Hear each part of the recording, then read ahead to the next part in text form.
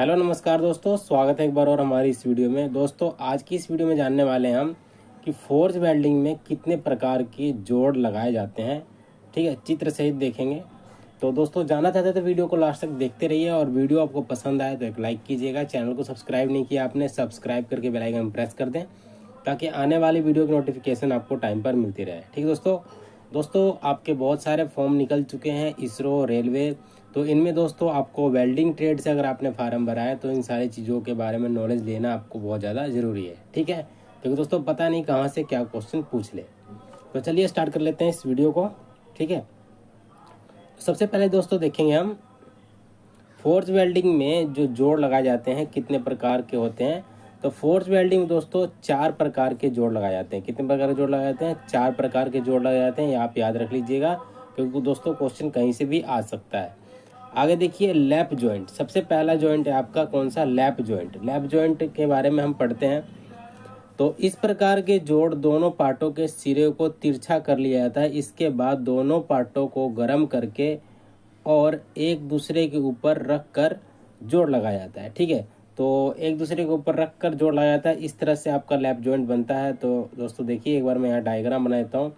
एक प्लेट है आपकी और एक दूसरी प्लेट इसके आधे से ऊपर रखते हैं और यहाँ पे वेल्डिंग लगाते हैं। तो ये दोस्तों आपका लैप जॉइंट बन जाता है। ठीक है, एक इसका सिरा तिरछा इसलिए बनाया जाता है ताकि इसमें पिघली हुई पपड़ी स्केल नीचे उतर सके, और इसका जो स्कार्प जॉइंट भी सॉरी दोस्तों इसको और इसका अन्य नाम जो है, क्या नाम है इसका? स्कार्प जॉइंट भी इसको बोलते हैं। लैप जॉइंट का एक अन्य नाम अगर आ गया तो क्या आप लिखेंगे?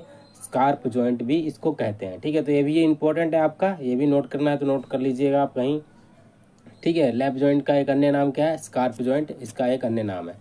आगे देखिए बट वेल्ड जॉइंट यानी बट जॉइंट। इसमें दोनों सिरों को एक दूसरे के सीध में रखकर एक जोड़ लंबाई के साथ समकोण पर बनाया जाता है, इसलिए इसमें हैमर से दबाव डालना कठिन होता है। ठीक है, तो बट जॉइंट दोस्तों क्या होता है कि बट आपका इस तरह से बनता है। ये मान लीजिए एक पीस है, ठीक है, और दूसरा पीस आपका साथ में ही जुड़ा होता है।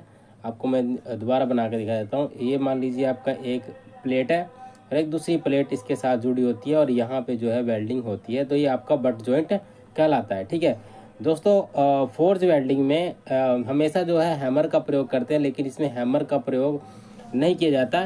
ठीक है, क्योंकि ये दोस्तों आपस में जुड़ जाते हैं, इसमें बस लोहा पिघला के डालना पड़ता है। आगे चलते हैं। आगे आपका है टी वेल्ड जॉइंट यानी टी जॉइंट। ठीक है, इस प्रकार का जोड़ अंग्रेजी के टी अक्षर के आकार का होता है। इस जोड़ में एक रोड के सिरे को दूसरे रोड की लंबाई के बीच में रख कर जोड़ा जाता है। यह भी समकोण पर बनता है। ठीक है, समकोण यानी 90 डिग्री पर बनता है। ठीक है, 90 डिग्री यानी सीधा। दोस्तों इस तरह से आपका मान लीजिए ये एक प्लेट है, ठीक है, ये एक रोड है आपका, और इस तरह से आपको बीच में रखकर 90 डिग्री के ऊपर एक जॉइंट लगाते हैं। तो ये दोस्तों टी के अंग्रेजी के अक्षर टी के आकार का दिखाई देता है, तो इसे टी जॉइंट बोलते हैं। ठीक है, तो आपको समझ में आ गया होगा टी जॉइंट क्या होता है। आगे चलते हैं। आगे दोस्तों है आपका वी जॉइंट, वी या स्पलाइस वेल्ट जॉइंट। ठीक है, इसमें जो है एक पार्ट का सिरा वी अक्षर के आकार का होता है। ठीक है, एक पार्ट का सिरा क्या होता है? वी अक्षर के आकार का होता है, और दूसरा उसके बीच का सिरा रख कर वेल्ड कर दिया जाता है। ठीक है, तो इस तरह से आपका होता है। ये देखिए इस तरह से आपका होता है। ये वी के अक्षर के आकार का हो गया, और इसमें ज्वाइंट करने के लिए इस तरह से आपको एक बनाना पड़ता है इसको, और यहाँ पे आपकी वेल्डिंग हो जाती है।